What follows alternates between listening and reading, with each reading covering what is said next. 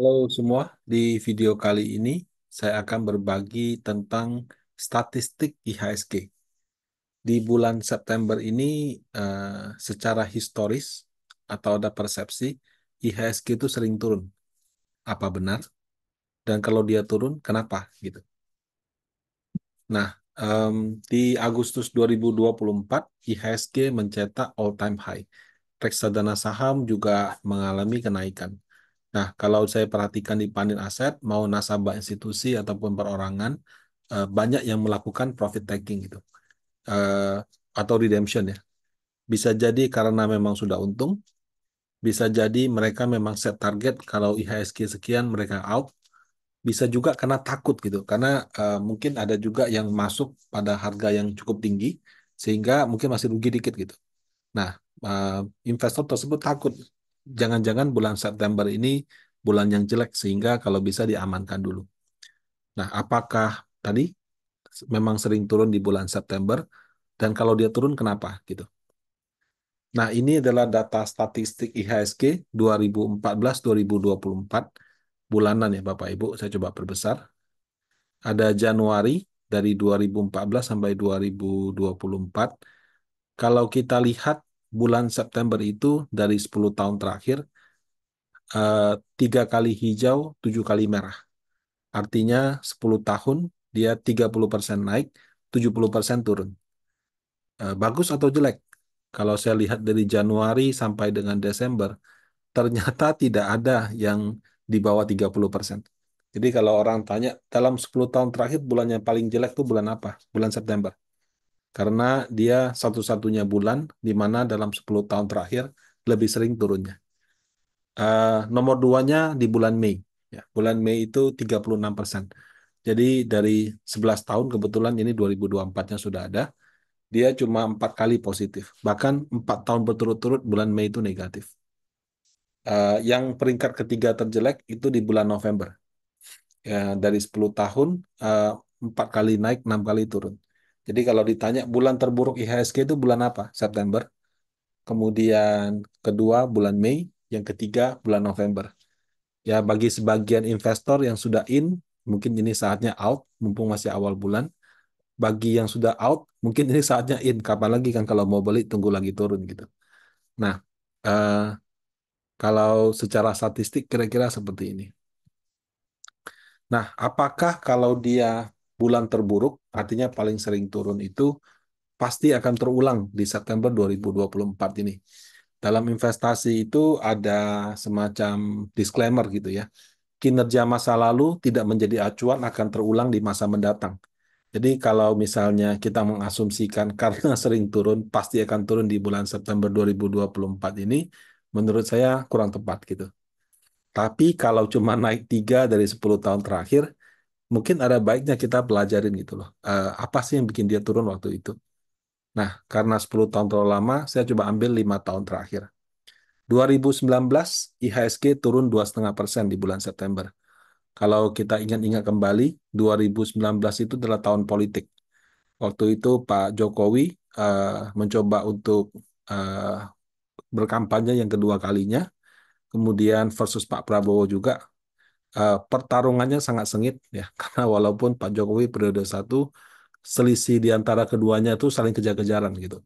Dan kayaknya antara eh, realita sama sosial media itu kayak punya dua pemenang gitu. Kalau nggak salah waktu itu di sosmed sepertinya menang Prabowo, di lapangan kayaknya menang Jokowi atau sebaliknya deh gitu ya.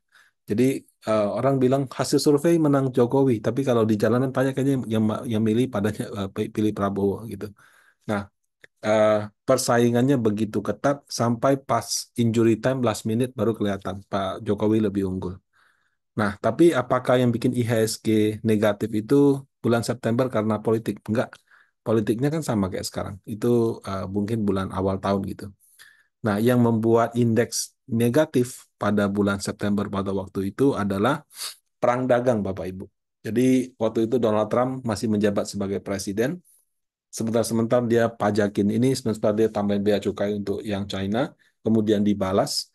Nah, perang dagang yang terjadi karena Donald Trump di 2019 bulan September itulah yang porsi yang menyebabkan dia turun itu lebih banyak.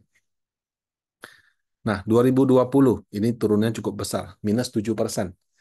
Nah, 2020 itu adalah tahun di mana pandemi COVID-19. Eh, itu tahun pertamanya pandemi ya. Kita kan, kalau nggak salah, Februari Maret baru mulai lockdown. Indeksnya crash, pulih gitu ya. Nah, setelah berjalan beberapa bulan, orang berharap ya sudahlah, sudah waktu itu kan lockdownnya baru 3 bulan, 6 bulan, orang sudah nggak tahan nih. Kiranya sudah mau dibuka lagi. Ternyata pada waktu itu kondisinya tidak terkendali. Dan saya kalau tidak salah ingat, Pak Jokowi pada waktu itu dengan berat hati mengumumkan PSBB dilanjutkan. PSBB itu singkatan dari pembatasan sosial berskala besar. Setelah itu istilahnya berubah jadi PPKM gitu. Nah, kalau kita taunya lockdown ya, padahal lockdown kita ada macam-macam. Maksudnya istilahnya ada PSBB, ada PPKM, terus mungkin kalau nggak salah ada satu istilah kita bisa lupa.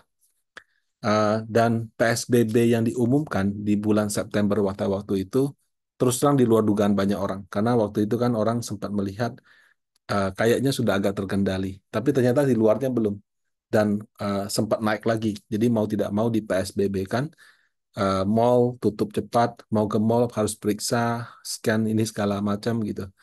Nah, jadi PSBB diperpanjang itu adalah penyebab utama IHSG turun 7%.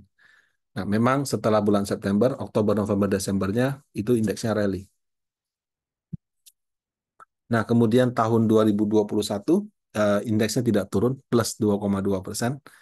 Nah, 2021 itu adalah tahun mulai masuk ke tahun plusnya di pasar modal. Kenapa? Karena efek lockdown itu ternyata membuat atau memberikan dampak positif bagi Indonesia. Satu, harga komoditi meningkat, terutama energi. Eh, Kapal-kapal yang angkut batu bara itu nggak bisa masuk karena ketentuan lockdown, terpaksa tunggu gitu kan. Nah, selama tunggu itu kapal-kapalnya jadi gudang gitu. Jadi barang-barangnya disimpan di kapal di atas laut. Kenapa ya? Karena antri tunggu ini. Nah, perusahaan perkapalan waktu itu dapat apa? Keuntungan besar. Kemudian perusahaan batu baranya karena meningkatnya harga batu bara dan lain-lain itu juga untung besar waktu itu. Nah, keuntungan daripada komoditi ini berlanjut lagi di tahun 2022. Karena setelah lockdown PSBB-nya dilonggarkan, tiba-tiba ada perang Rusia-Ukraina gitu. Nah, perang Rusia-Ukraina menyebabkan harga komoditi yang sudah agak turun naik terbang lebih tinggi lagi. Nah, itu menjadi tahun keemasannya Indonesia dari sisi pasar modal. Kenapa? Karena kalau kita bicara batu bara, sawit, ya Indonesia lah salah satu sumber penghasil utamanya. Cuma kalau ditanya kenapa bulan September naik, saya lupa waktu itu apa. Nah, kemudian ke tahun 2022, ya dari 2021. 2022 itu kalau tidak salah adalah Bank Sentral Amerika Serikat pertama kali naikin suku bunga. Jadi dari tahun 2021, waktu Amerika sudah mulai melonggarkan, inflasi mereka naik, eh, itu bank sentralnya sudah dihimbau, udahlah naikin suku bunga. Kamu kalau nggak naikin, inflasinya nggak terkendali. Waktu itu inflasinya naik, tapi menurut si Bank Sentral US, ini temporary, karena gangguan supply demand kan. Lanjut ke 2022, ada perang Rusia-Ukraina. Dia bilang, saya naikin suku bunga juga percuma. Karena kalau saya naikin suku bunga, Rusia sama Ukraina lagi perang kan harga batu bara masih akan tinggi gitu. Nah, jadinya eh, mereka tetap nggak naikkan. Baru di satu titik, ketika inflasinya sudah sangat tinggi eh, dan tidak bisa turun-turun lagi, baru Bank Sentral Amerika Serikat dia menaikkan suku bunganya. Dan kalau tidak salah, mulanya di September atau mungkin 1 bulan sebelum sesudahnya gitu. Nah, eh, akibat dari kenaikan suku bunga Amerika pada waktu itu, Uni Eropa juga ikut-ikutan naik. Kurs rupiah yang selalu stabil di 14 ribuan, tiba-tiba tembus ke 15 ribu. Nah, itu yang menjadi penyebab IHSG turun di September 2022. Tahun lalu, September 2023, IHSG-nya minus 0,2%. Negatif sih, tapi ya 0,2 kan ya kecil lah gitu loh. Ini sehari terus minus 0,2 juga bisa kalau di saham. Nah, berita yang muncul di September 2023 adalah setelah suku bunga Amerika naik naik naik terus menerus, orang expect 2023 sudah mulai cut rate gitu, sudah mulai turunkan.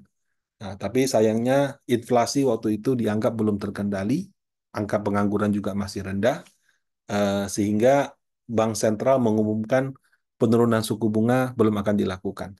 Pada saat yang sama, ekonomi China lagi lesu gitu. Eh, karena mereka sudah buka duluan, orang pikir akan naik, tapi ternyata tidak sesuai harapan gitu.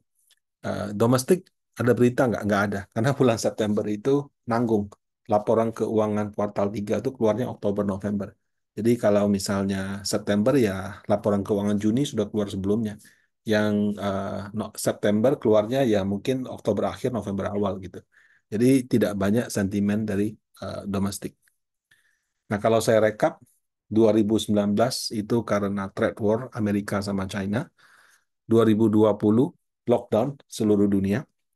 2021 no issue indeksnya naik. 2022 suku bunga Amerika naik, itu bad news. 2023 suku bunga Amerika orang expect turun, dia tidak turun. Plus ada slowdown di China gitu. Nah dari 5 tahun ini 4 kali turun itu penyebabnya berbeda-beda. Dan to be honest itu unexpected gitu loh. Perang dagang itu cuma ada di istilah Donald Trump pertama kali. Lockdown itu juga sudah, maksudnya baru pertama kali ada waktu COVID gitu. Nah, suku bunga Amerika itu eh, turun ya, orang nggak expect akan naik secepat itu karena itu kan masih eh, di tengah-tengah pemulihan dari pandemi lah. Tapi dia naik. Nah, kemudian 2023 itu banyak manajer investasi termasuk Panin expect bunga akan diturunkan 2023, nggak kejadian. Itu baru mau mulai 2024 September, itu pun kalau jadi gitu. Nah, jadi 4 kali penyebab itu karena hal yang berbeda, kebanyakan dari luar negeri ya dan tidak terduga gitu. Nah, kalau September 2024 bagaimana? Yang berkaitan sama suku bunga ya, karena walaupun beda-beda tapi 2 kalinya karena interest rate atau suku bunga. Rapat Bank Sentral Amerika sama Indonesia itu kebetulan bersamaan di 17-18 September. Jadi ada 3 kemungkinan. Satu, bunga nggak jadi turun, market bakal crash. Dua, bunganya turun sesuai ekspektasi 0,25. Kalau sesuai ekspektasi, ya ya sudah, orang sudah buy on news gitu. Jadi sudah prediksi lebih awal. Tidak positif juga tidak negatif.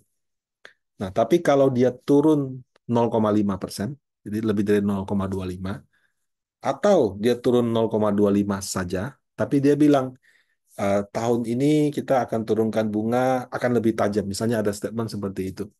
Maka eh, walaupun turunnya cuma 0,25, tapi karena dikasih tahu akan diturunkan lebih agresif, maka akan jadi sentimen positif. Nah, eh, dari 3 skenario ini sih kelihatannya akan jalan yang tengah. Kalau dibilang Amerika akan turunkan bunga dengan lebih agresif, itu lebih ke ekspektasi market aja sih. Tapi kalau dari sisi bank sentral sih, saya tidak melihat dia akan ambil opsi nomor 3. Jadi ini di nomor 2.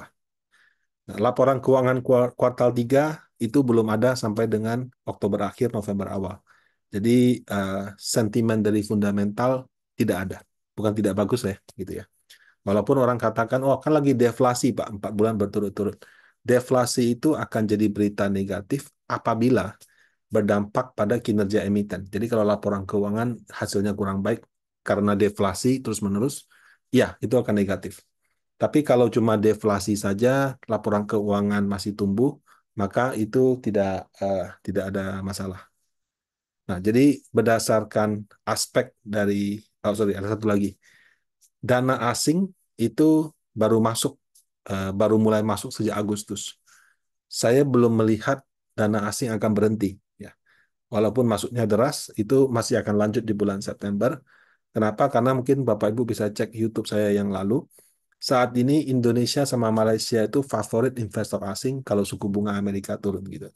Nah, mereka baru mulai beli di Agustus. Ya, saya kira kalau dia beli terus, mungkin ya nggak tekan terus-menerus, tapi mungkin sampai setahun ke depan masih ada. Karena penurunan suku bunga itu kan tidak tahun ini aja, tapi bisa 2-3 tahun ke depan. Nah, karena bunga harusnya netral, laporan keuangan no issue, tapi di satu sisi dana asing masih masuk, prediksi saya return bulan September 2024 harusnya positif. Ya, cuma yang harus diwaspadai ya karena sudah naik banyak di bulan Agustus, pasti akan ada technical correction gitu. Di awal bulan September kelihatannya sudah ada, tapi untuk sebulan ini apalagi setelah pengumuman suku bunga mungkin akan bisa berbalik lagi. Nah, jika dana asing terus masuk dengan deras, walaupun mungkin laporan keuangan kuartal 3 masih so-so gitu ya. Ya, sangat mungkin sih dalam setahun ke depan IHSG bisa di atas 8.000. Nah, apakah akan terjadi kondisi demikian? Ya, let's see. Semoga saja kejadian. Demikian sharing saya kali ini. Semoga bermanfaat. Terima kasih.